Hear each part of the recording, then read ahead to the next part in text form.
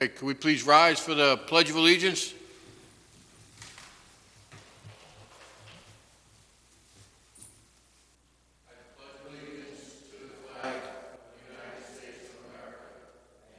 Republic,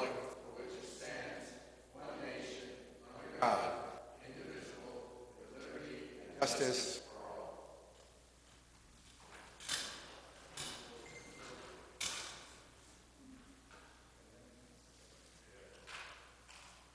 Okay. First item up, community announcements, Food Truck Friday. We had a little hiccup this past Friday, Food Truck Friday. Unfortunately, Rob from Montego Bay had all the food prepared, and then 5 minutes to 11, his fire suppression unit malfunctioned and went off. Never a good thing.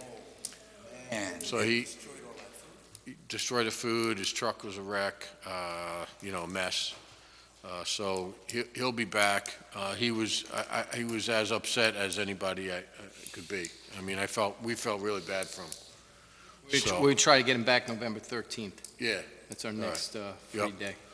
yeah. And hey, maybe even before, if, we'll see. Always.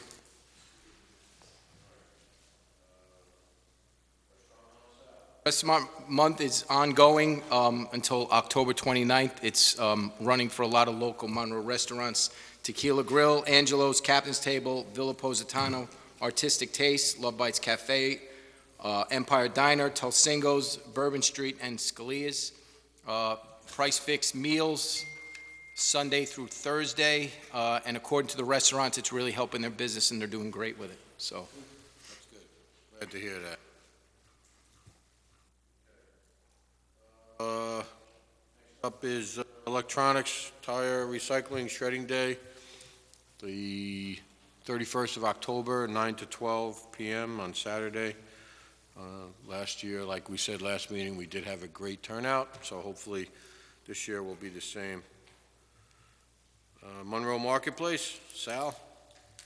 Okay, so this is, I guess we're about a week and a half away from our grand opening, October 31st. We've taken the Sacred Heart Gym, and we're transforming it into a Christmas bazaar. Supervisor Cardone and Councilman McGinn stopped by on Saturday to see the progress. It looks really, really, it looks great, I think. It looks very festive, and we have 40 vendors booked. Maybe a few more we can squeeze in, but all the money that we raise for this is going to go to Sacred Heart Parish. So if you can, stop by, do some Christmas shopping. It's going to be an excellent 8-week event. So Saturday and Sunday? it's Friday from 5 to 8, Saturday 11 to 7, and then Sunday 10 to 6.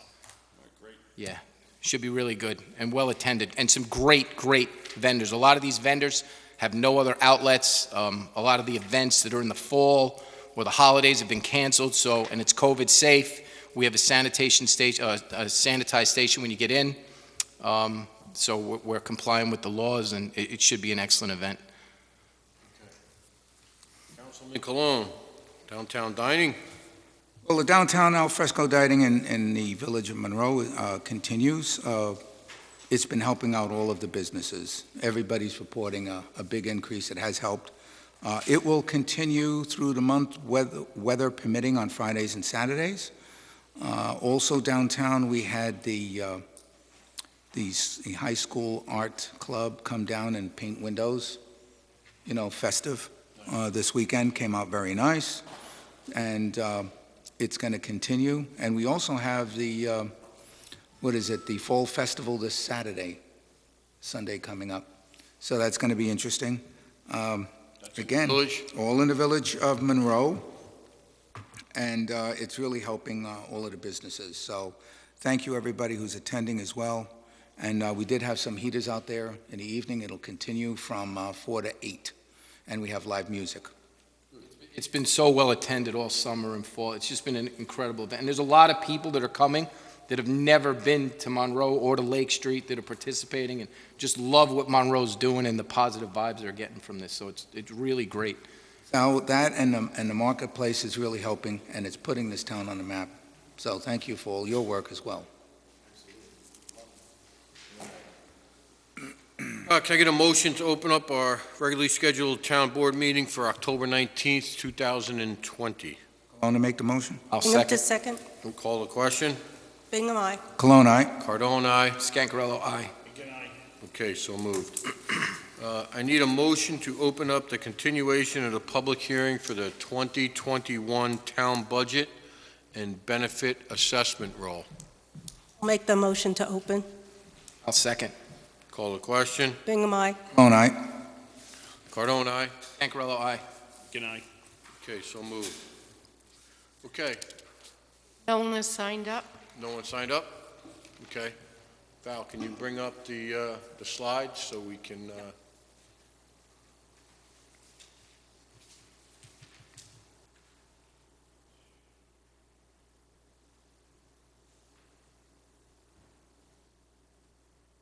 Okay, so the first slide is, and this is from the tentative budget that we had prepared and presented last meeting.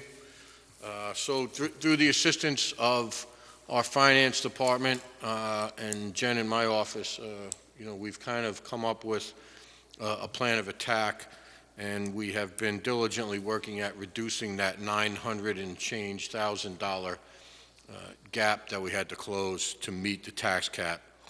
So all our departments have been very diligent in abiding by the situation we experienced with COVID and cutting expenses by approximately 20% from that point on through the end of the year.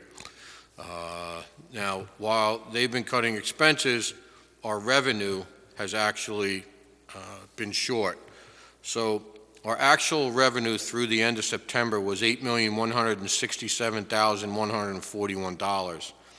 If you prorate that over that same time frame based on what our number was in our 2020 budget, which was, it comes out to $8,880,470.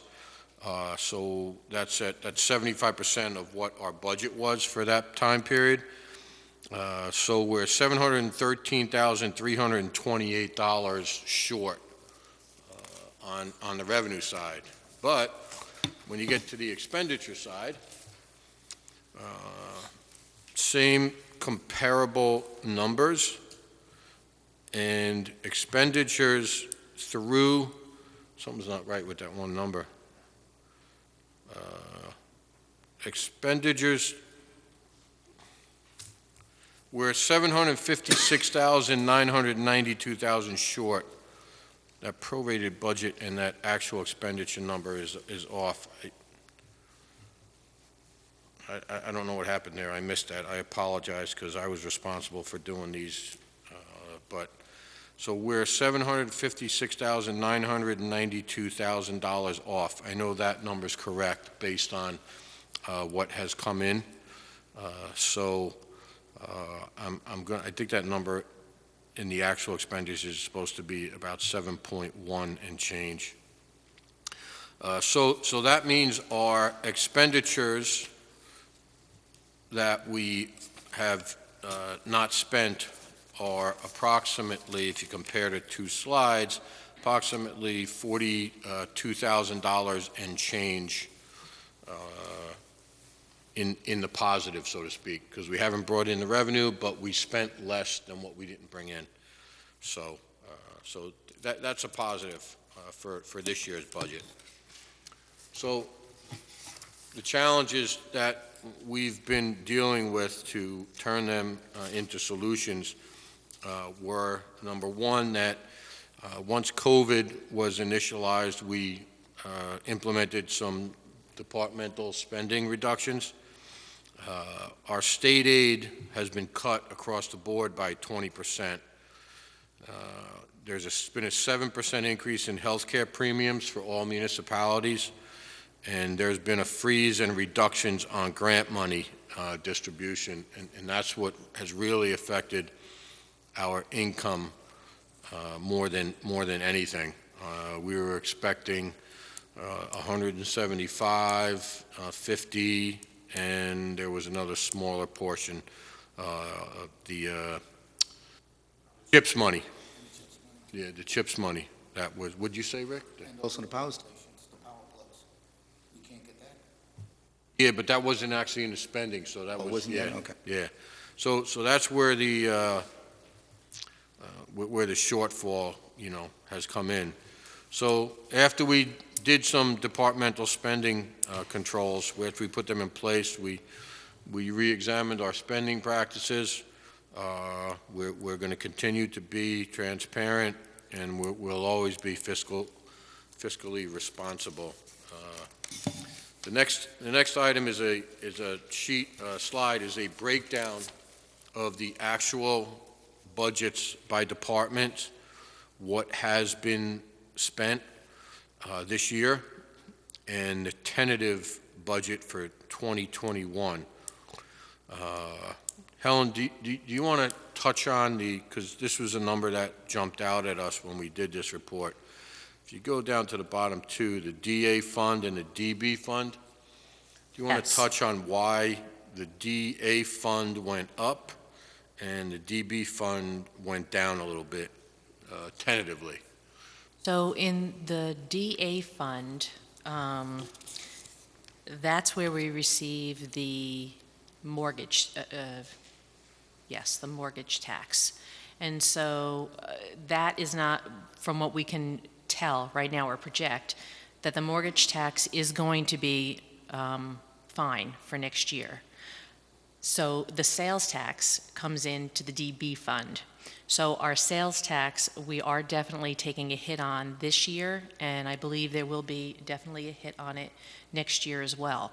So what has happened is because we have less of a revenue in the DB for sales tax, our expenses need to go down. So we've lowered it as much as we possibly could, but when your revenue from other sources goes down, what we charge the resident goes up. So that's the reason for the shift in the DA and the DB. One is mortgage tax, one is sales tax. We believe the mortgage tax will be okay. The sales tax, we're really not so sure how that's going to work out. Yeah, right now, we estimate that the drop is going to be somewhere in the neighborhood of about 10 to 11% for this year. And that in touch with, we have been in touch with both the sales tax department at the county and in the past few days, and then today I was actually in touch with the mortgage tax department. And Jenna Pearson up there has been extremely helpful. They're gathering some other numbers for us so we can get a better handle on it, because the state caps the mortgage tax. You can only get somewhere in the neighborhood of about 65%. And when I spoke to County Executive Newhouse on Friday, his response to me was, the better we do with mortgage tax, the better the economy is doing, the better we'll get on a percentage basis of mortgage tax. And since the economy has been tanking a little bit, the state's, I guess, grabbing a little more money off the top with respect to that mortgage tax. So, Yeah, so the saving grace, I think, really is that because of COVID, there are a lot of people that are looking to move out of the city and into this area, which is why they're projecting that the mortgage tax probably will, stay steady. The Commons was closed for, like, 5 months, 4 months, Yeah. and now it really hasn't come back.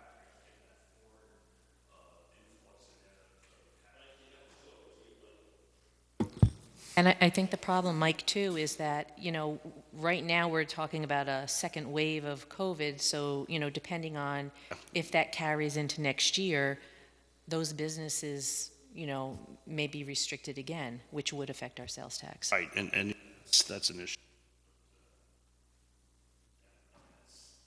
Taxes,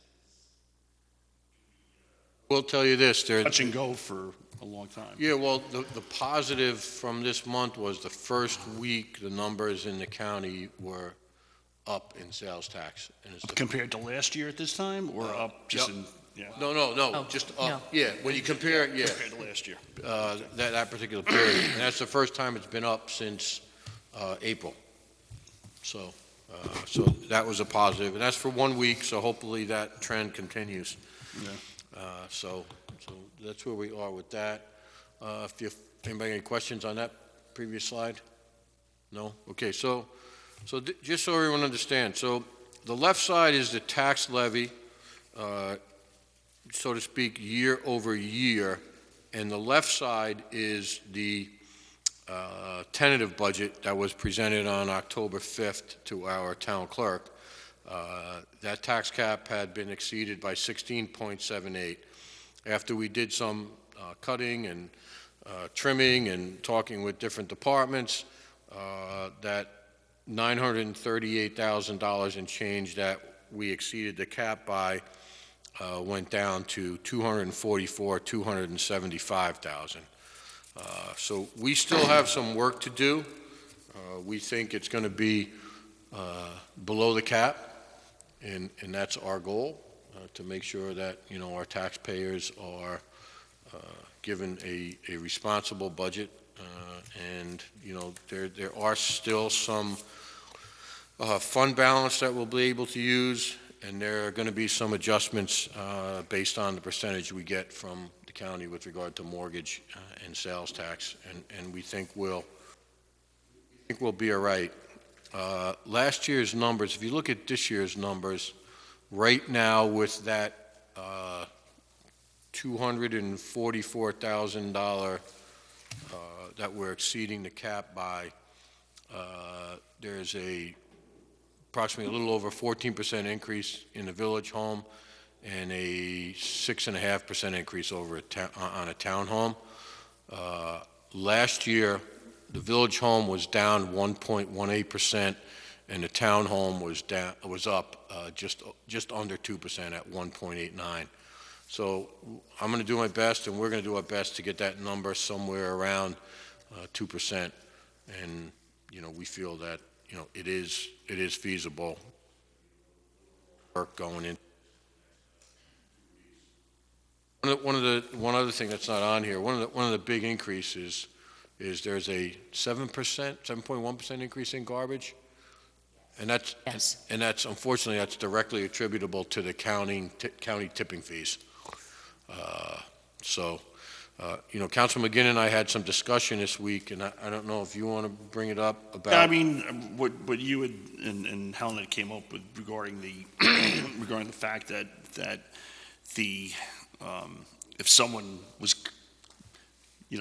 getting an occupancy permit during this time period, they basically would get a year free of no charge for garbage collection in their tax bill. And I think that's something we're going to have to, whether we amend that through resolution or statutory, law, or however we decide to do it, but that's something we're going to have to address, because, as you know, we've got quite a few units that'll be, that straddle the town and the village that will be coming on. Like about a rock show, like I got to eat the mic here. Yeah. That could add up to a substantial amount of money. So I think that's something we really have to explore. Go ahead, Well, Helen. yeah, because if, in other words, if there's many homes that do come on, the town of Monroe is going to be responsible for paying those garbage bills, which would be a big cost to us. So I do think that it should be passed on to the homeowner. I think the final tax roll is due by May. I think it's 31st of the year. And so any homes that are occupied or receive a certificate of occupancy after that date, that garbage will not be on that tax bill. So we, as the town, because the garbage company is picking up, will absorb the cost of that. So I think we should put something in our budget or have some sort of a resolution that as new homes do receive occupancy permits, that there should be a charge at like a closing for future garbage. Well, And the what about- thought, go ahead. And what about houses that are just, transactional sales between a buyer and seller? Are those also excluded or no? So those right now, they're considered what we call a vacant property, and so those automatically have a $10 garbage fee on those properties because they're per month, considered, or? yes, because they're vacant. Does that cover roughly the monthly charge if you broke it down by single-family home? No. So what Helen and I had discussed and what we had kind of conjured up was a resident who receives a CO in July would have to pay X amount of dollars per month based on for example, if it's a single-family home, it's 200 units. Yes. And 200 units is just a number to base the amount that they get charged. And we charge them that fee prior to the next tax roll, so that at least we're made whole. Correct. And that's the problem. We have a couple of large developments that will be coming online soon, and we just want to make sure that we're made whole. And this year we figured out there's probably been somewhere in the neighborhood of $8,000 to $10,000 lost through that. So, Per residence? Not per residence, no. In overall. totality. Oh, okay. In totality. I was gonna say, And it that's could be with per not a lot of residence, new development going on. Right. So- Well, that's real money, and when you're looking at the shortfall that we have, it all adds up, so. The question, that's with single-family homes, but aren't condominiums, don't they have their own, like, commercial garbage pickup? Yes, Yeah, so yeah. Yes. their bills, individually, or I shouldn't Right, say. through their association. Through their association, yeah, that's not on ours. Right, so tax this bill. really only applies to single-family homes. Yeah, this would be single-family not or necessarily. apartment Some- houses. If somebody built a 4-unit apartment house somewhere. Right. that Right, would- but it's not the really large condos or townhouse units No. No, or No. commercial. or Yeah, or commercial. commercial, yeah.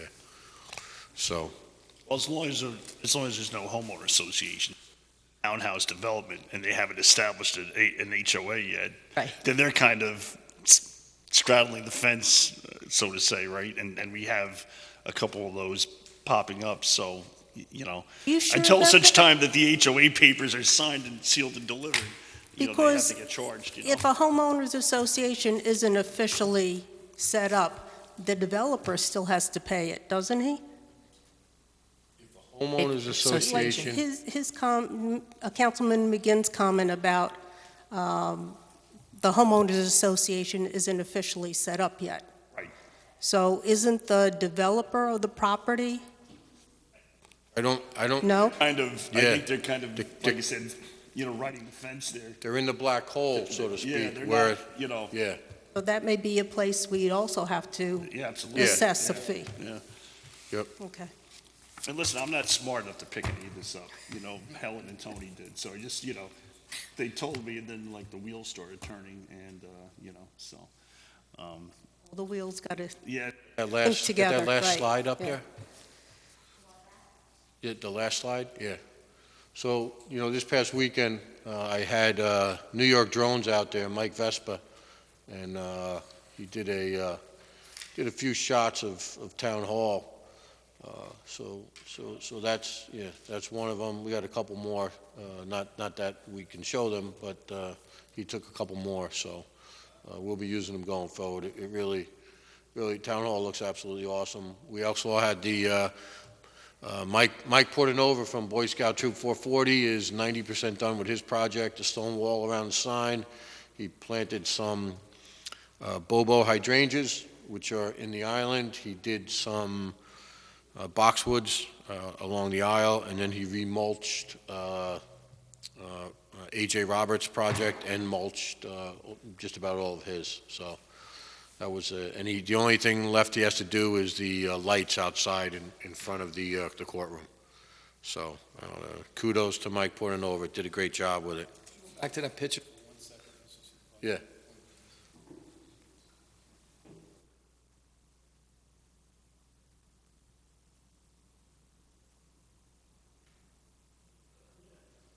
Silver van there. Peace. What's going on there? Is that like blocking cars? Is that what's going on? What the hell is that? What is that? Where'd that guy come from? I have no clue. We gotta get a tow company over here to do the parking lot. First, we had an RV over there in the corner, and now we got this creepy-looking silver van there. Somebody must be living in the van, I don't know. You guys are good. There's gotta be some guy living in there or something. That's so the employees can't leave. Mr. Nugent, what are we to What's do that? about That's this? so the employees can't leave. I think there was an Amber Alert. I think you're right. Incredible. All Texas right. road coming to. It's amazing. Never should let them go back. It's yeah. great. All right. Next item. Good eye. Good eye, Sal. Scarcarello. Boy, I'll tell you. 4 No point. flies on you, man. Let me tell you. So, can we get a motion to keep open the continuation of the public hearing for the 2021 budget? Kelowna, make the motion. I'll second. Call the question. Discussion, date, It's going to be November 5th, 7 PM, or immediately thereafter. That's a third. Just so everybody knows, November 5th is a Thursday. Can't do it that. Why? No, You know, because election day is the 3rd. Yeah. Okay, call the question? Bingham, aye. Kelowna, aye. Cardone, aye. Scarcarello, aye. Weekend eye. Okay.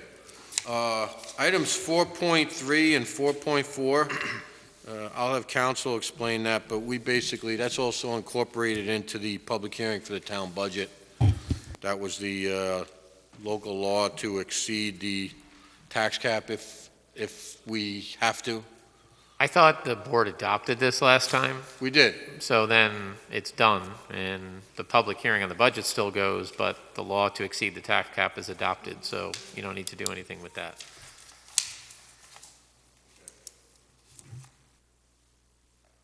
Item 4.5, motion to open the continuation of the public hearing for the You can adopt that?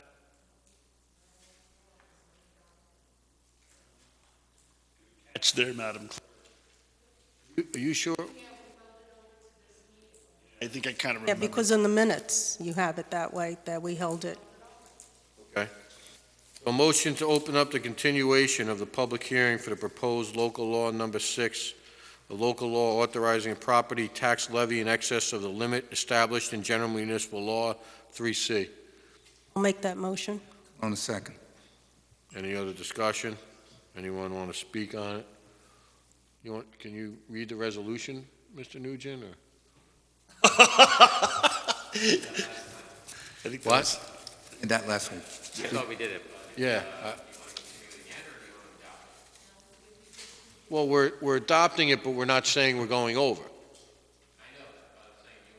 Up to the local law tonight? Well, Yes. we don't have a printed resolution for it, right? Is that the deal? No, we do. It Oh, we should do. be, I believe, I It mean, was I at the can last meeting, pull it right? from We the had a last printed meeting, but Yeah, hold on. Let's see what we got here. what was the date?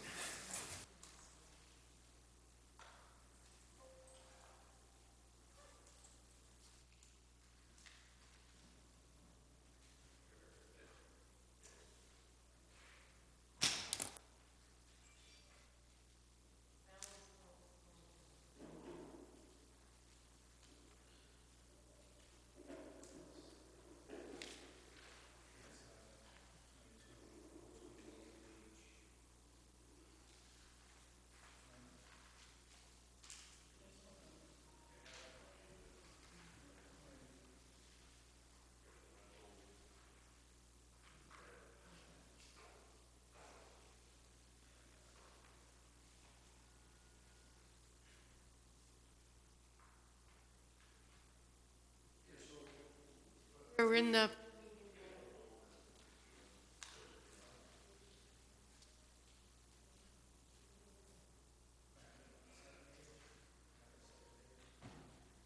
Page 4, Page 4 page 4. of the minutes from October 5th. We opened the hearing authorizing a property tax levy in excess of the limit established.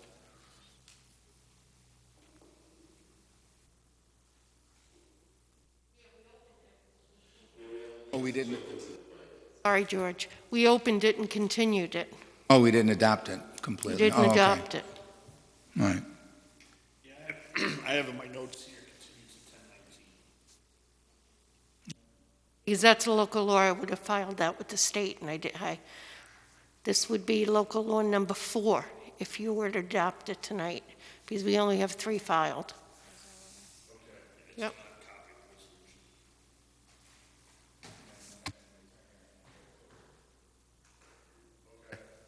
Oh, all we have to do is adopt. Supervisor, it says here, you'd rather hold it as a safety valve just in case, and then the attorney said, all right, so there'd be a motion after the close of the hearing.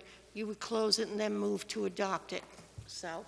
Okay, so counsel, just to be clear here, by us adopting it, it does not mean we're going over the cap. It just gives us the ability to do so. The local law is just an authority to exceed, in other words, to go over the cap. But if you don't, you don't, then the local law means nothing.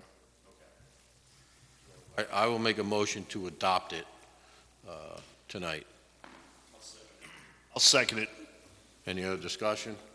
Call the question. Bingham, aye. Cologne, aye. Cardone, aye. Scancarello, aye. Aye. Okay.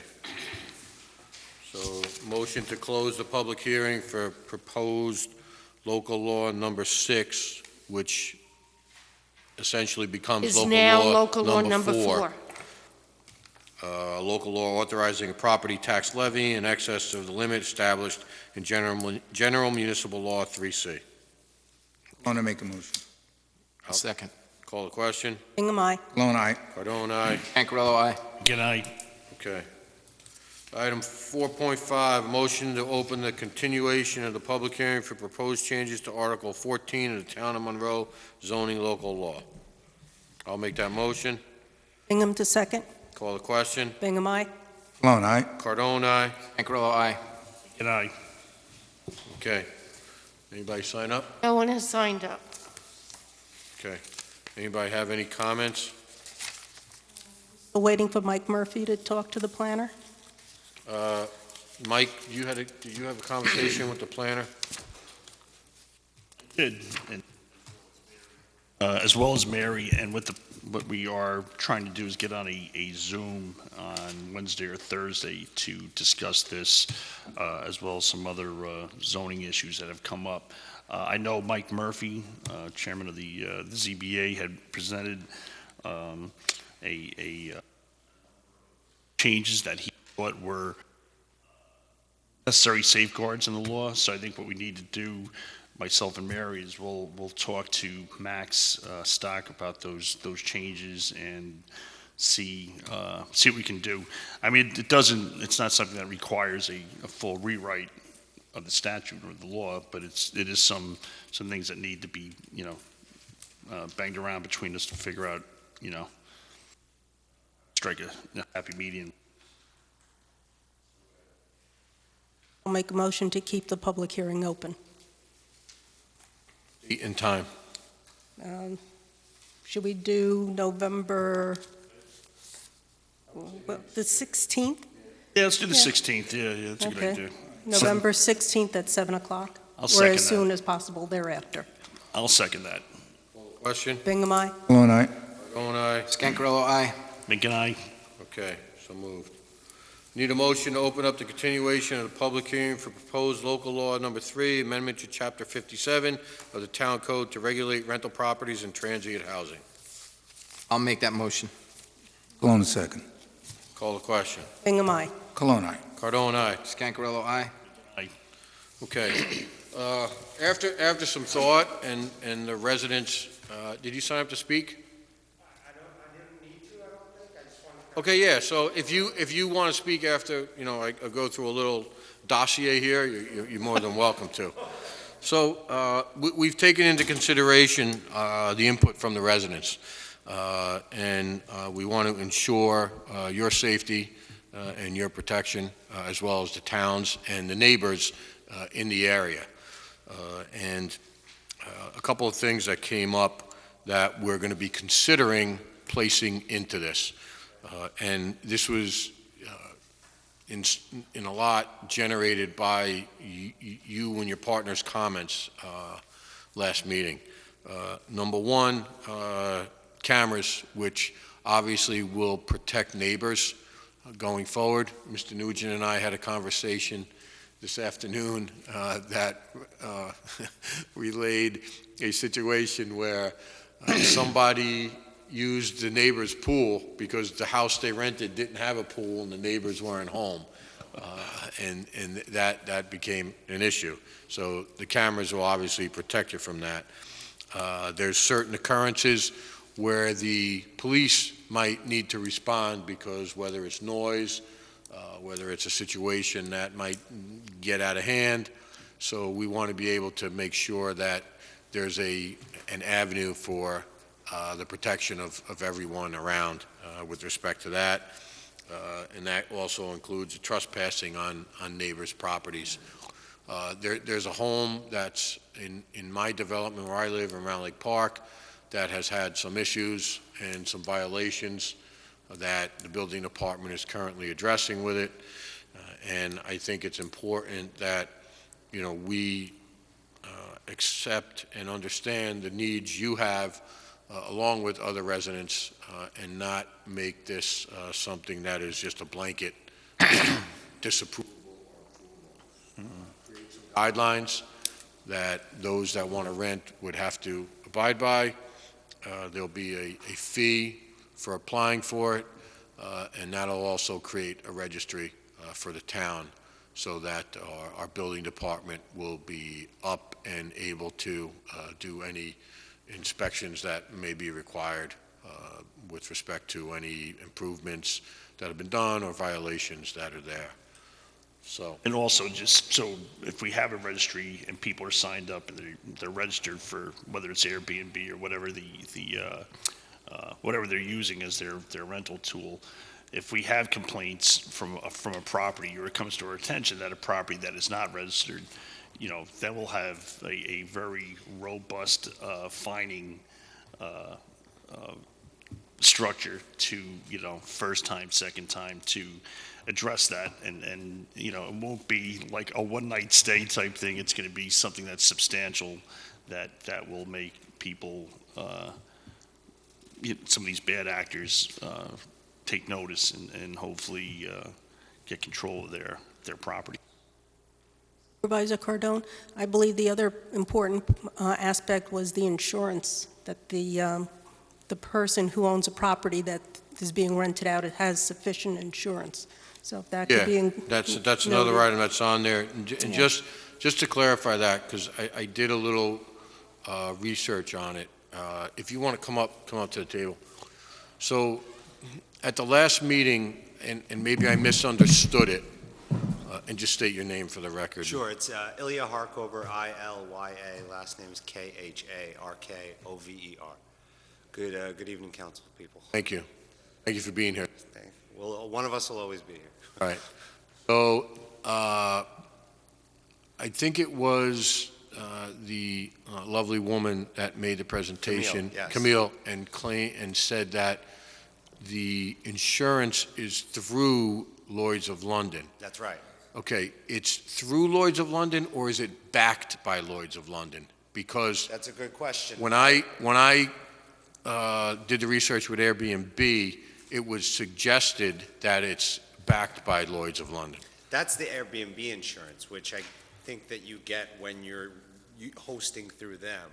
But we went and got Proper Insurance is the name of the supplier in the United States.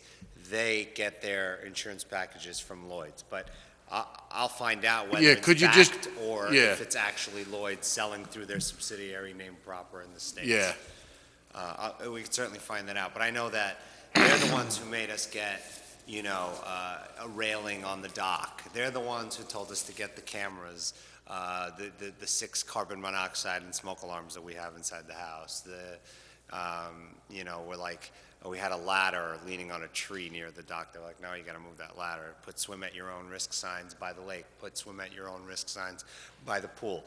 Put the depth markings by the pool. I was like, it's a 4-foot pool, but all right, put 4 on all 4 corners. I said, it's a round pool. They said, figure it out. So yeah, they really make us take certain steps that we probably wouldn't have thought of ourselves. So I think including an insurance component in whatever bill you devise is fantastic because it takes the burden off of you, and it takes the burden off the person who's doing the renting, right? We're protected, the town's protected, and the people who are renting the property are protected too. And it's not an inexpensive policy, so I think that people who aren't serious about it are going to be swayed. They're gonna probably think twice about doing it. I think it's gonna be somebody who's very serious about the property that they're renting, who probably want to use it themselves, who are gonna be, like Camille and ourselves. Like coincidentally, we just met her that night. We've stayed in touch with her, and we emailed back and forth. She put us in touch with someone else. All of the people that do this use the homes as well, so they care about the homes, and so they, I think she has proper or some other commercial insurance policy, but they definitely, we all seem to have found our way towards that end because we care about the homes too. A buzz later this week? Right, so absolutely, I was hoping to get everybody's contact information. Yeah. We had sent Councilman McGinn a proposal, and we had done research in other small towns all over the states where it has worked and how it's worked and what works and what doesn't work. But it came from our business email, and so maybe you just thought it was spam. It was readily.homes@gmail.com. Yeah. You may not have thought that was... Yeah, if you could forward me that Yeah, again, absolutely. because I I'll get like send- a tremendous amount of No problem. yeah, Hopefully, we BS sent that some mail, time so- ago. I'll get everybody's email. We'll forward it again Yeah. from that Readily Homes email. If you send it to me, I'll forward it to Okay. the rest of the board, and then you can give Tony a call, and, Okay. Happy to. Yeah, we'd like to look, Supervisor, if you want, I can give mine and just forward everything to you. Yeah. whoa, So my email's on here, so if you just email me, I'll forward all your information and then send everything back to you. That'd be good. Thanks, Elio, appreciate it. Thanks for coming down and taking a big interest in this. Yeah. and listen, don't worry, we're not going to pass anything in the dead of night, you know what I mean? Yeah. We'll wait, listen, we appreciate you coming down and sitting here, but don't, we're not going to do anything that's going to be, backdoor. Learning a lot also. It's not just this one agenda item. Yeah, no, listen, yeah. But Town of Monroe and your subject, so I don't delete it. I thought those were the ones you did delete. Wait a second. Okay. I'll make a motion to keep open the continuation of public hearing for proposed local law 3, amendment to Chapter 57 of the Town Code to regulate rental properties and transient housing on November 5th at 7 p.m. or immediately thereafter. On the second. Call the question. Hingham, aye. Cologne, aye. Cardone, aye. Cancarella, aye. Okay, so moved. I'd like to make a motion to open the public hearing for proposed local law number 7, moratorium regarding signage code amendments. I'll make that motion. I'll second. Call the question. Hingham, aye. Cologne, aye. Cardone, aye. Cancarella, aye. Okay. So before us tonight, we have a basic layout with 9 sections regarding that moratorium. And obviously, this is not in final form, but something that we will have to work on. So I would like tonight, if council says we can, basically adopt a moratorium as of this evening until we can get this in order a bit. Yeah, Supervisor, so the board can proceed with the moratorium. There is, as we had with our zoning moratorium, as you recall, back in 2016-17, there's a hardship provision. So if any particular person has a significant impact or financial impact, on their use, they can apply for a hardship from the moratorium, and the board can consider that. So there is, for lack of a better term, an escape valve for somebody that may have an adverse impact. So this is, kind of short and sweet in the sense that it's a moratorium basically on large signs, those being defined as 24 square feet or greater. And it would be for 6 months. It could be shorter, again, that's just the outside date. So I'll make a motion to that, to adopt local law number 7. Supervisor, before we adopt, has anybody signed up to speak about this? No? Okay. Just I for the wanna be record, sure.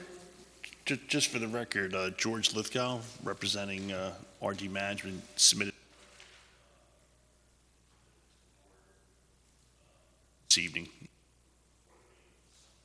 Yeah, I haven't seen that, and Yeah, I'm just if saying, it's that can be, frankly submitted that late, then we can't be expected to have considered that, prior to the public hearing. But I don't know if you know the gist of it. What was his concern, do you know? I mean, I looked at it real quick, I didn't, Okay. I think it's just to make a comment about the local law, or what they would like to see in the local law and so forth, Okay, so yeah, what we're doing tonight is not the local law itself. Right, That's the right, purpose is to yeah, take the step back and review our local laws to make sure that, A, we're in compliance, correct any deficiencies, and address matter of aesthetics and other matters related to signs. So I can certainly review it, but again, I don't think the board can be expected to receive something, in late afternoon and then, with respect to a public hearing this evening. And listen, I just think it's something that's duly noted, but we want to, I think, take the vote, but I think we all would want to go ahead with this and fine tune the. Yeah, I'm pretty sure that we put this out there October 5th, correct? Yes. So, We've had discussions. Yeah, sure. Well, I'll make a motion to adopt local law number 7.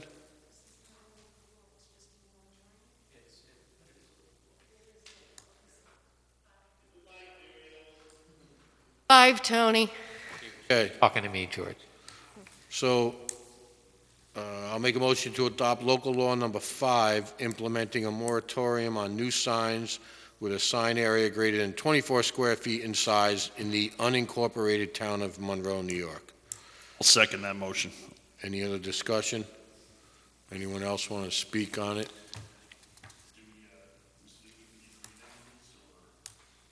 I mean, the local law was made available. It's on the agenda. You don't need to read the local law. Posted on our website as well. Okay, call the Just, question. Supervisor, I should say, if we make changes, as a result of the moratorium and determine that we're going to amend the sign code, that would be another public hearing and another local law, another process for that. So also people can send in their comments if they wish. Yeah. Yeah, wanna any make comments can be considered, and again, if we do adopt changes and we decide to implement any additional provisions, that would be the subject of a local law to actually amend the sign code. There would be a public hearing, and then if you adopted it, you would adopt the changes, and then the moratorium would end. Okay, So should we still keep this public hearing open, or should we close this public hearing now that we're adopting the moratorium? Well, this public hearing is to prevent new sign applications that if you don't have a moratorium would need to move forward and be processed. So if you don't have the moratorium adopted tonight, then applications can continue to come in. And therefore, you'd kind of be addressing things while applications were going on. When I make this motion, do I have to put a time frame on it? So it's already in the Okay, 6 months right now is what's in there. okay. All right, so, for the second, Councilman McGinn, call the question. Bingham, aye. Cologne, aye. Cardone, aye. Ancarello, aye. Good night. Okay, so moved. All right. Next item on the agenda, order the claims, general fund abstract, abstract number 20-24 for $131,796.10. And that includes checks 2617 through 26222. Make the motion to approve. Cologne, a second. Discussion, call the question. Bingham, aye. Cologne, aye. Cardone, aye. Ancarello, aye. Aye. Okay. Next item, 5.2 is the escrow abstract. Escrow abstract 20-14 containing check number 1934 totaling $62.68. Cologne to make that motion. Bingham to Second. second. Seconded by Councilman Morello. Call the question. Bingham, aye. Cologne, aye. Cardone, aye. Anchorello, aye. Okay. Item 6.1 is a budgetary transfer and contingency funding for the Highway Department.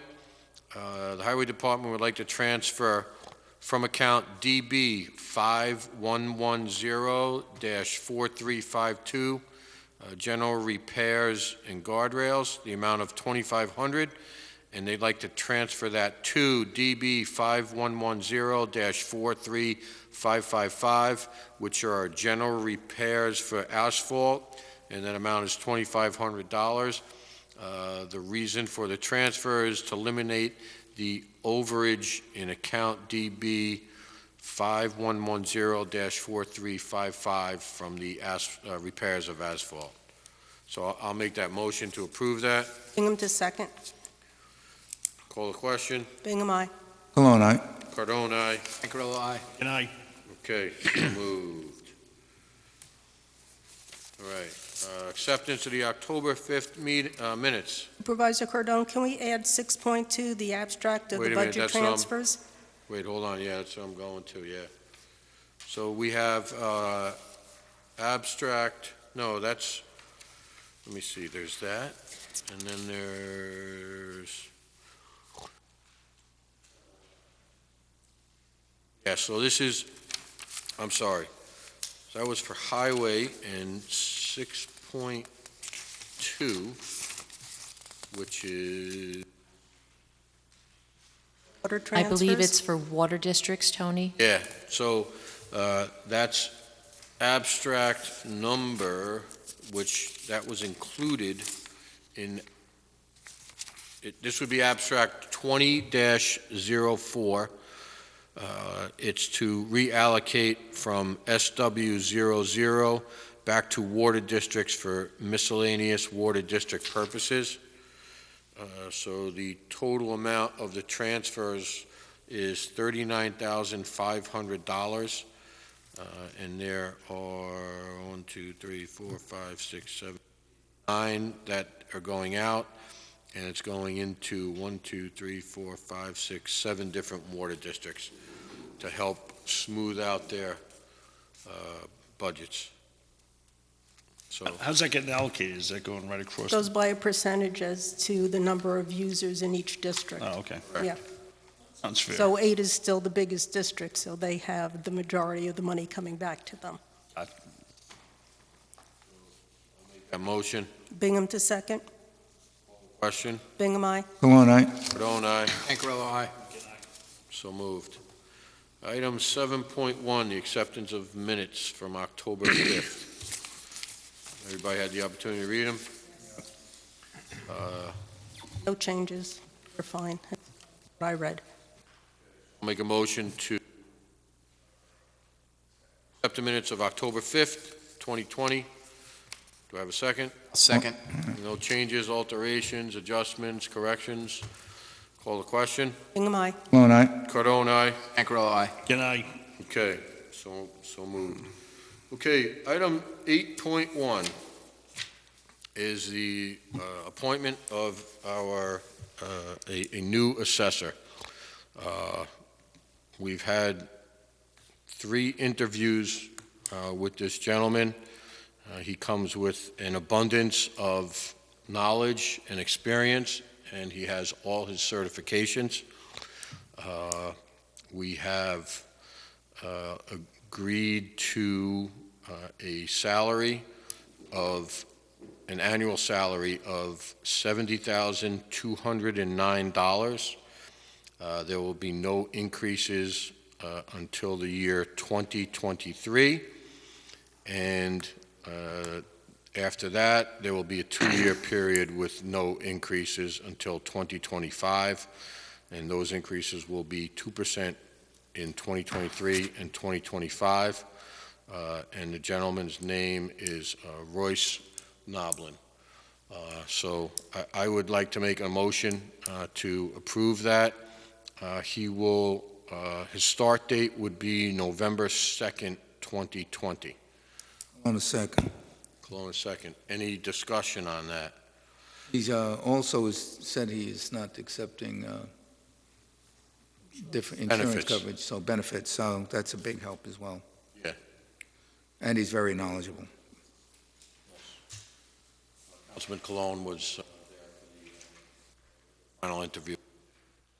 Just for the record, Supervisor, so the board understands, the assessor terms are set by statute. So they're always 6 years. They all run the same throughout all the towns in New York State, starting in 1971, and every 6 years thereafter, their term expires. So this is filling the vacancy of the remainder of April McDonald's term. This runs through, it expires on September 30th, 2025. That's correct.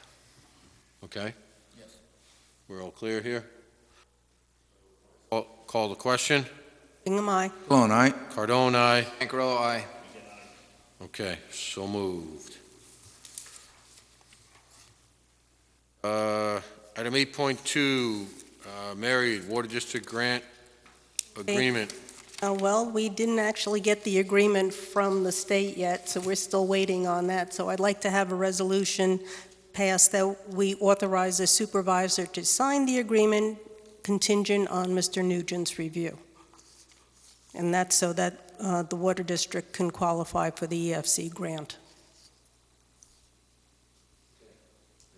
Second that? I'll second.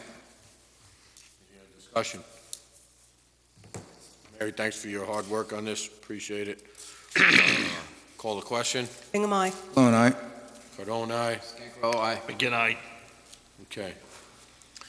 Item 8.3 is we need a resolution authorizing the Town of Monroe Justice Court to apply for a JCAP Justice Court Assistance Program grant in the 2021 grant cycle in the amount of $3,500. So I'll make a motion for that. Cologne, a second. Any other discussion? Is that money being frozen, or they released it yet, or do you know? This is for next year, so I don't know. They can still apply for it. We'll see. We'll see what happens, because it's obviously got to be put in our budget, so we'll call the question. Bingham, aye. Cologne, aye? Cardone, aye. Ancarello, aye. Again, aye. Okay, so moved. I think part of that was, well, you could see in there, they have a TV, Wi-Fi camera, prosecutor.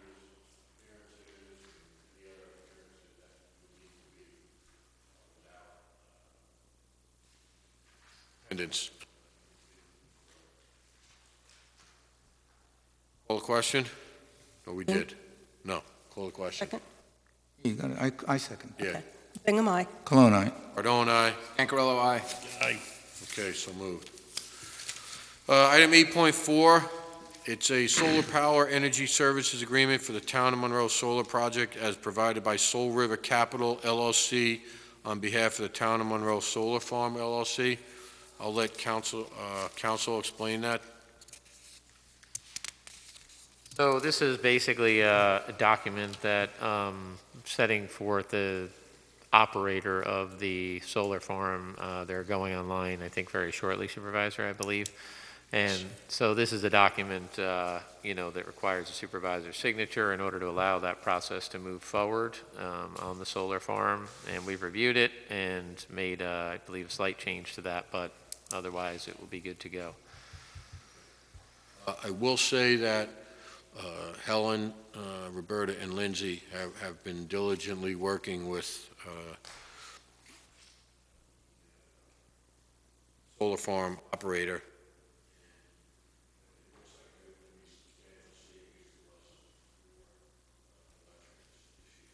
Yeah, and just so this letter is just taking the old solar farm agreement from 2015. There's some provisions in there that were not clear.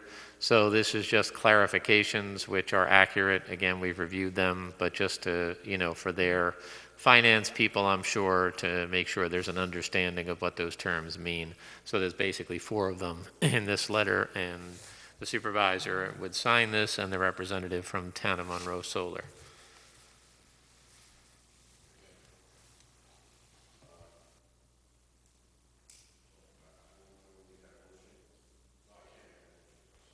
All right, I'll make the motion.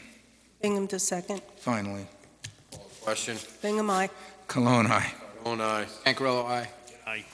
Okay, so moved. So Brian, if I sign this now, I could give it to you and you could forward it to them, or? Sure, if you want to do that. Yeah, I think that'd be easiest. Thank you. Jen's very busy, unlike, your office, so. Thank you.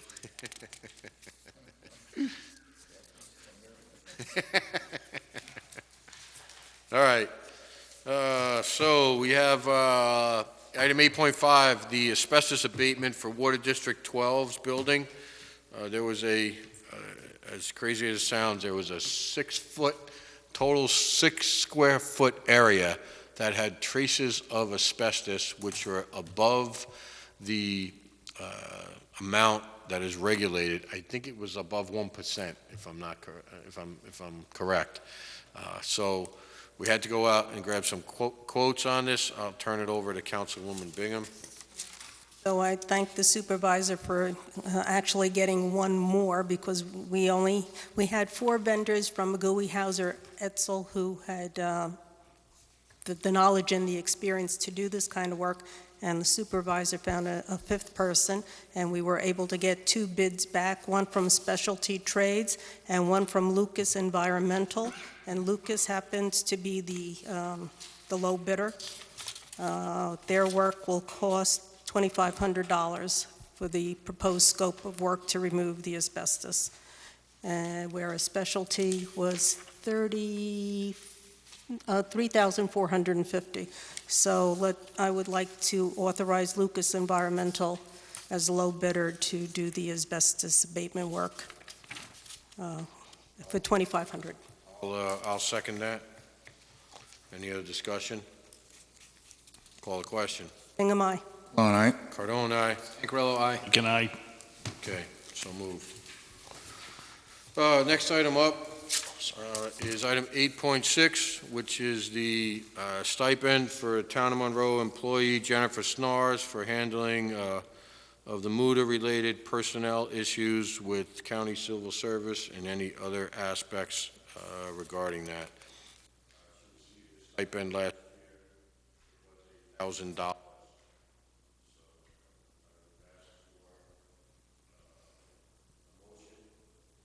Second regarding that? I'll make a motion I'll second. to institute the stipend. Question? Question? Bingham, aye. Cologne, aye. Cardone, aye. Pancarello, aye. Okay, so moved. Okay, item 8.7. I put this on the agenda, and I apologize for not discussing with anyone, but during this COVID situation, many of our employees were not able to either go where they wanted to go, take vacation time, and there's, I believe, there's an abundance of them that have quite a bit remaining. So my thought was to allow them to carry over 5 days into next year, which have to be used by the end of March. So,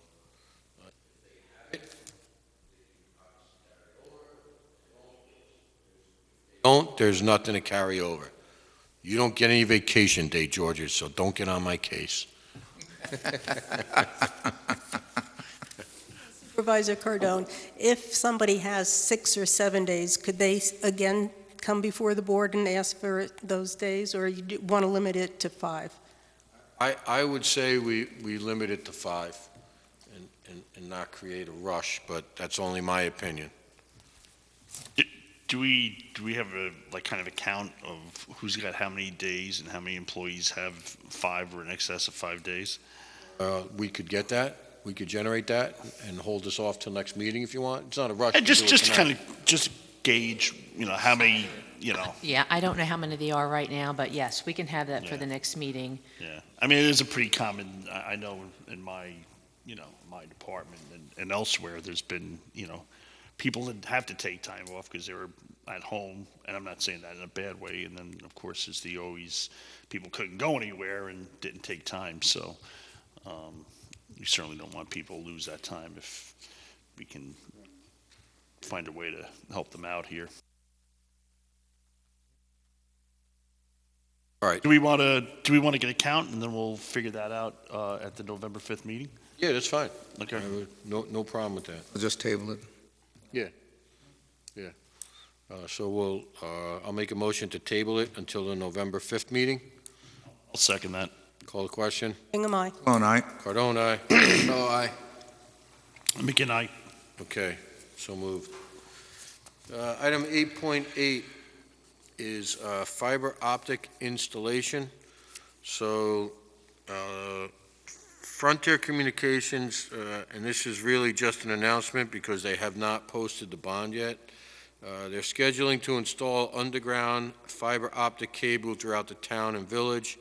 Startup date will be in the near future, and the first group of roads scheduled for installation are as follows: Fawn Ridge Court, Spruce Court, Spinnaker Court, Ryan Court, Carriage Hill, Macon Road, Standish Road, Tanya's Court, Berwyn Drive, Candlewood Road, and Arlington Drive. Where Superintendent Sherney was awaiting for Frontier to submit a street opening request along with a $60,000 bond. I know he has been frustrated over the last 2 years with having road work done, and then all of a sudden, a submittal is made Oh, after the fact. after the fact. And they are all notified ahead of time. I mean, off of Orchard Hill there, is it Orchard Hill Drive behind Quick Check? Yeah. So they finished paving the road, and like 2 weeks later, they got a request to replace one of the gas valves that were in there, and he was on them left and right, so he's following it to the letter of the law this time. Oh, Berwyn Road, by the way, not Ber- Drive. Is that what it is? Yeah, Berwyn Drive, and Oh, that's Berwyn frequently. Drive. Yeah, it's It's frequently. Berwyn Road, that's where you live, right? Amazing, yes. Wow. Out him like that? I didn't say his house, I didn't say his house number. I wouldn't say that. 53. If we have to go back to Zoom meetings, Yeah. he's going to be the first one zooming on because he'll have fiber optics. Hey, on a serious note, is this, I don't know whether it's 4 or 5G. even- Is that what you're gonna ask? no, is this, yeah, no, that's Rick's question, the 4 or 5G, but is this, are they doing this for their own infrastructure, Frontier, or are they doing this with the intention of making this available to, second and third parties? Okay. Question for Superintendent Sherney, but I'll get the answer. Get him on the. Yeah, so. All right, yeah, I'm just wondering, if they're trying to do this and then sublease the fiber to like Verizon or, doing the FiOS thing or whatever. All right. No old business? Actually, I have some old business. Oh, okay. So, at a couple of meetings ago, a resident that lives in Ward District 13 came up to me and had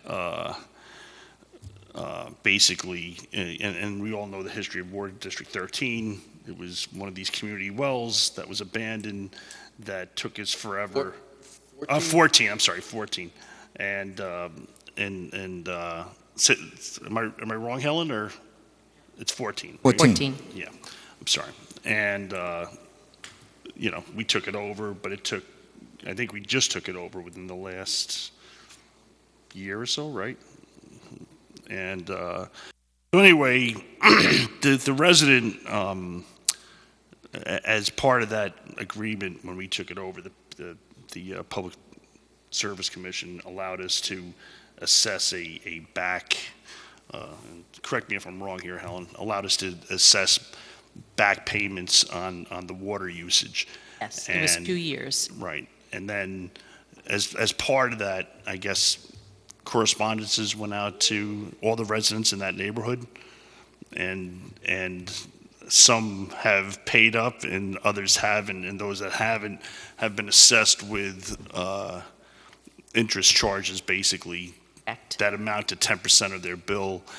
And some of these, like I said, have compounded since 13, right? Yes, since 2013? October of Yeah. 2013. And in some cases, basically double their initial bill that was due to them. So, just as a discussion among the board, I mean, some of these, like I said, have doubled, and some of these people said they haven't received them. And the gentleman that came up to me, I just happen to know him from church. I don't, I'm not friends with him or whatever. He's Eastern European. Maybe his English isn't good. Maybe he didn't understand the letters or whatever. And I think it's something we should, especially in these hard times and I think this individual was affected by his job being, furloughed because of COVID and all the other stuff, that maybe we should look at that and try to figure out if double hitting these people is, the best thing for us to do as a town board. I'd like to ask Finance how many people still haven't paid, if we can get an exact number. Approximately. So I'm going to say there's roughly 60 people in the district. I'm going to say possibly a third have not paid their bill. That's the back charges. And what's happened is, because it was not an official water district, we could not levy those charges on a tax bill. So what's happened is, any of those outstanding charges have been accruing the 10% penalty per quarter every year. So they are substantial. Now, when we took over that district, we bonded out the repairs that we did, and that got passed on to the property No, owners? there was no bond? There was no bond. So what happened in October of 13, the Public Service Commission told us that we basically had no choice but to take that as a district and run it. And for the startup, we were able to charge 2 years of back charges for water, which is where this amount came from. A letter was sent out at the time telling them they had, we gave like a payment period for them to pay installments. If it wasn't paid in the installments within that year, whatever the remaining balance is, was tacked on 10% a quarter for that outstanding balance, which is how we came up to those fees today. So, and what's happened is, because we took it over, but it wasn't an official district, we could not levy it on the tax bill. Right. And Helen, these are homes that do not have meters, so They do not have meters. so everybody would have the same dollar amount? Yes, Okay. yes. So it was $51.99 per quarter, and do that, for 2 years. So it was like $1,215 was the original amount of the back charge. And that was to get the district going, because we had no money to do anything when we took it over. It was a private owner Yes. at the time, right? 12% per quarter is quite high. Well, 10%, I'm sorry, not 12, 10. 10%, but, Compounded quarterly, month after month? well, it's not on the compound, it's on the original amount, the 10%. But that is what we charge in our water district. So if we send you a water bill this month and you don't pay it next quarter, you will get a 10% penalty on that bill. Now, if there's a prior quarter that was outstanding, you're still only going to get the 10% penalty on the last bill. It's not going to compound on the prior one. Oh, okay. And that's how we worked this as well. No, right. And just the last, besides the letter that went out in June to those that were still outstanding, when was the last one before that? Was that like in 16 or 18? So we went back and did a little research, and I 2013, 15, and 17, and 20. The reason we didn't send it out in 19 was because we Or were in the process? in the process Yeah. of creating the district, Okay, so. all right. I'm just trying to think of a way, some type of resolution for these people that have, that are still outstanding that now are looking at several $1,000s in bills, because this has to be paid by November 1st, correct? Correct. Well, it does, or it'll get re-levied on their taxes. Right. And then they will have a, Right. an opportunity to pay over the course of, when's the final tax bills due, the end of March? Yeah. Yeah.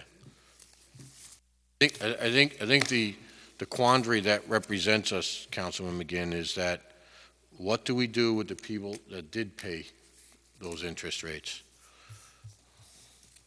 No, I fully realize that. Do we have an idea of like who, like how many, you said there's like about a third of them that have not paid anything since 13, right? Yeah, Yes, there is a list. We have a list. I don't have it with me. I'm obviously not going to read names, but, oh, wait, first name on the list, Mike McGinn. I'm in I'm Ward sorry, District I'm 1. sorry. I'm in Ward District 1. Believe it. When I get home, I'll make sure the wife ate the board.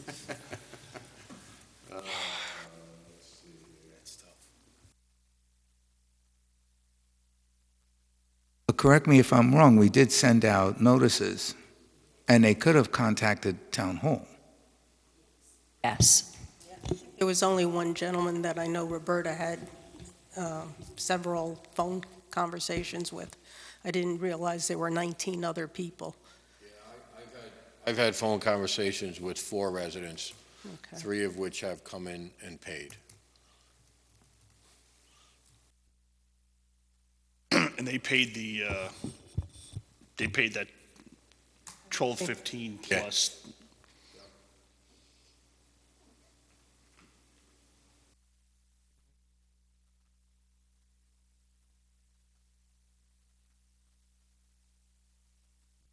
Talking to himself.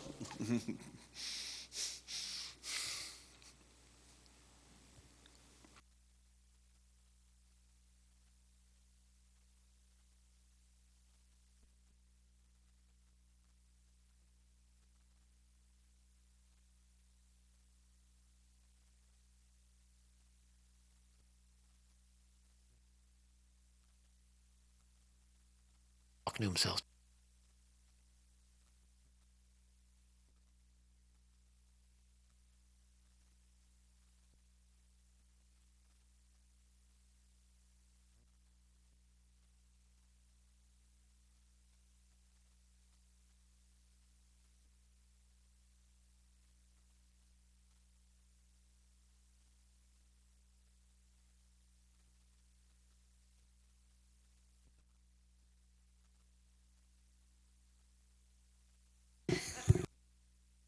I'm sure he can. So this guy gets elected supervisor.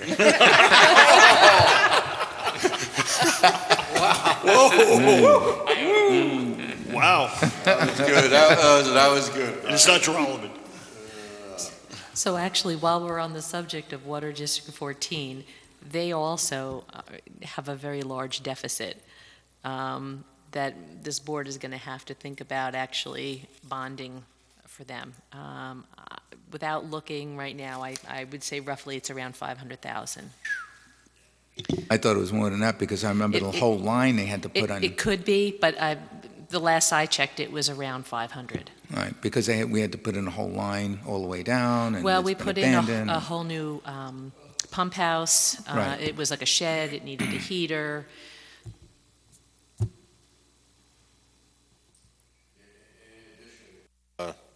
Housing Etzel was out on site to do an analysis of upgrading the system with water mains and laterals to the homes.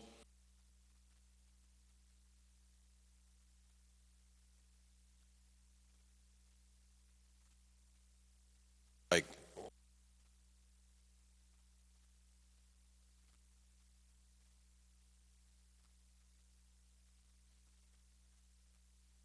Well, listen, don't go crazy.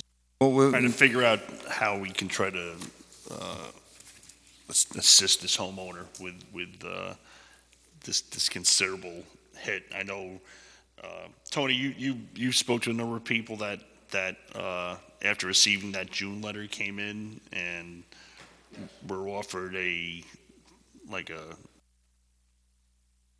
penalty. Dollar discount by the end of.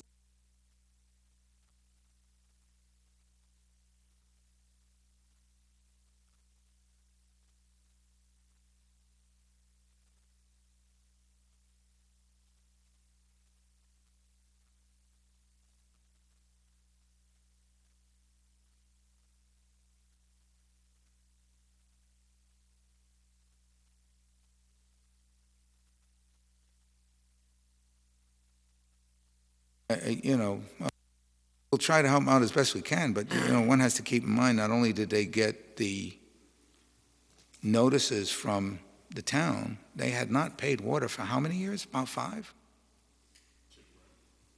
Well, I don't know how many I mean, years. because they didn't, prior it to was that. not run by, It was not an official, it was not an so official. we had no way to Yeah, I collect have no rents way from of them. knowing. It was just that the Public Service We Commission. could look back and see when their last payment was, if we ran No, what I'm saying is when it was a private entity, some of them from 2013 have not paid anything. Yes. Yeah. I mean, Yes, they didn't pay since the back since we've charge, and they taken didn't it. No, they didn't pay any water. anything. They didn't pay They haven't anything paid because they anything. said they can't collect it from us. Right. I don't think that's the case with this. No, this I'm not saying that. Yeah. but they. Like I said, I think with him, it might be a language issue. I don't think it's necessarily a starting of the.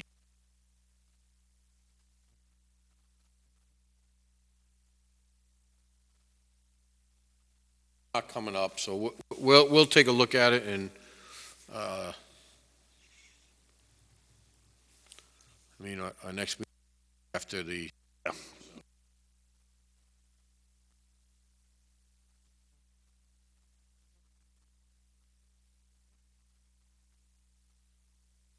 Can we put a temporary hold on the interest until we get this settled at this point? Is that possible? Well, the interest that's on it, the bills that were sent out right now, will not be any more interest until it is levied on the tax bill, which would be another 10%. So there is nothing accruing on it at this point. Right.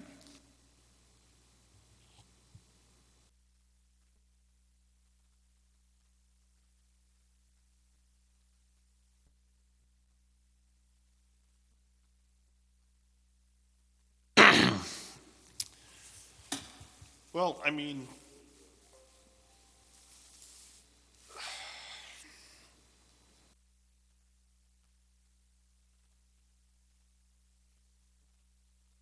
Like, I can go into the office and find it. Yeah, if you guys Yeah. want to continue on and come Sure. back to it. Yeah, we'll go to the public comment, and then, yeah, Okay. that'd be Okay, good, Helen. I'll be Thank back. you. Yep. thanks, Ellen. Public comment? Somebody signed, word came in.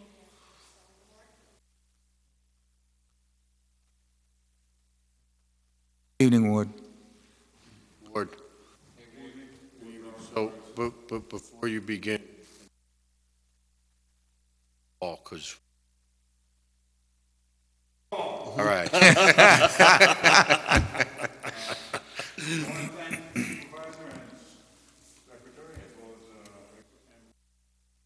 Yeah. Yeah, no, it was not a problem. Anne Marie and Jen did all the work.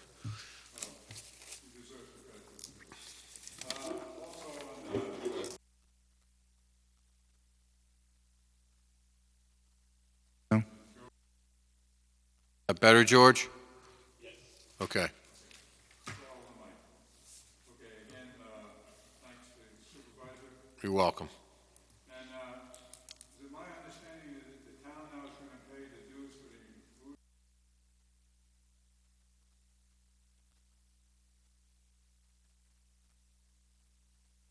Conservation Committee? Yeah, it's actually in your budget. I put it in your budget, and I also added, I think it was like $750, because Joe Corona had suggested a laptop, which nobody has, so. Yes, sure. Last thing I have is that when I leave here at night, it's dark in this parking lot. Yes. I'm thinking of getting one of those headlamps. Well, so it's in the process. It's been one of the challenges with respect to the budget is fitting in the conversion of the lighting throughout the town. Just so everybody knows, I've spoken to the Village of Monroe Police Department, and in conjunction with our Highway Department, we will have lights in the parking lot for the early voting. The police will put their tower up top here, and Highway will set up down the bottom. So, yeah. All right, thank you, Ward. Thank you, Ward. Thank you. Appreciate it.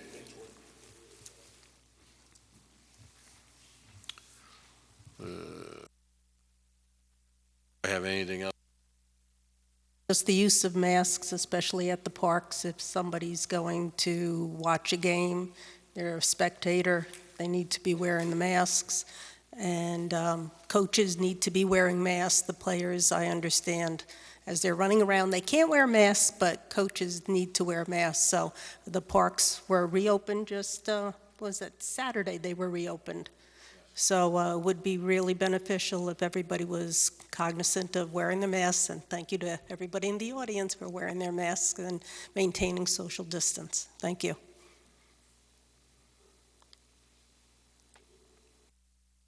George, you got anything to add down there?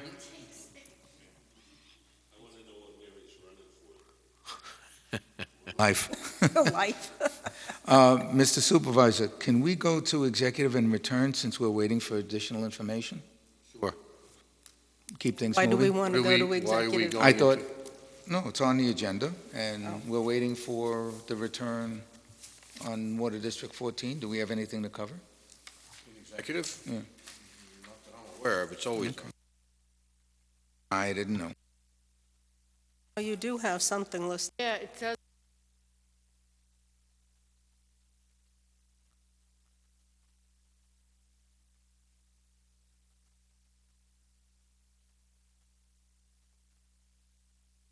11.1. Assessor's office. Oh, yes, correct. Okay, so I'll make a motion to discuss personnel salary issue in the assessor's office. So I make a motion that we go into executive session regarding that. Hold on a second. Call the question. Bingham, aye. Cologne, aye. Cardone, aye. Cancarello, aye. Good night. Okay, so moved. We can do this quick. Yep.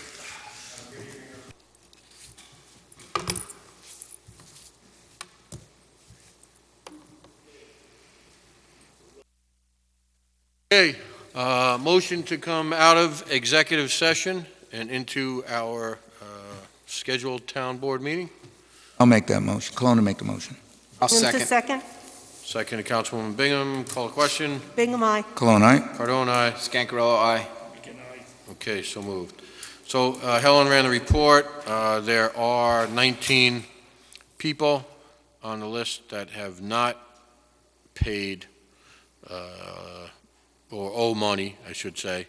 And it looks like there are 1, 2, 3, 4, 5, 6, there are 13 that doesn't seem have paid anything with respect to the arrears.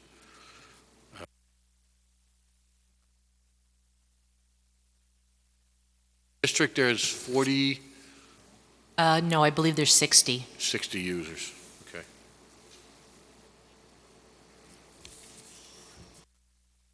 I think we really don't have a choice except to let these people go on the tax rolls to get these back charges paid, Levied. to be re-levied. Yes, excuse me. And Helen, just to clarify, so these people, or if you can tell, have been paying their water bill, they just weren't paying that assessment fee of $12.15. Well, actually, some of them haven't paid their water bill either. Oh, okay. So, I mean, I don't know which ones, but all right, so there- this just strictly pertains this is just to strictly for the assessment. arrears, yes. the arrears, right? Okay. All right. What it is.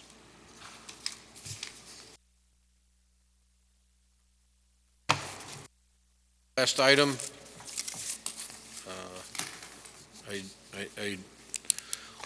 During the time frame that April McDonald had resigned, June 1st through as of yesterday, and it will probably continue for at least another 2 weeks, our assessor's clerk, Nancy Algueda, has stepped up and done an admirable job in keeping the office in order and making sure things are as they were prior to April's departure. So we discussed in executive session offering a one-time payment of $1,250 to Nancy to show our appreciation for what she has done from July 1st through now. I would need a motion for that. Make a motion to have Nancy paid a one-time stipend of $1,250. Second. I'll second. Seconded by Councilman Scancarello. Call the question. Bingham, aye. Cologne, aye. Cardone, aye. Ancarello, aye. Okay, so moved. All right, any other business before the town? Nope. Okay, I'll make a motion to adjourn.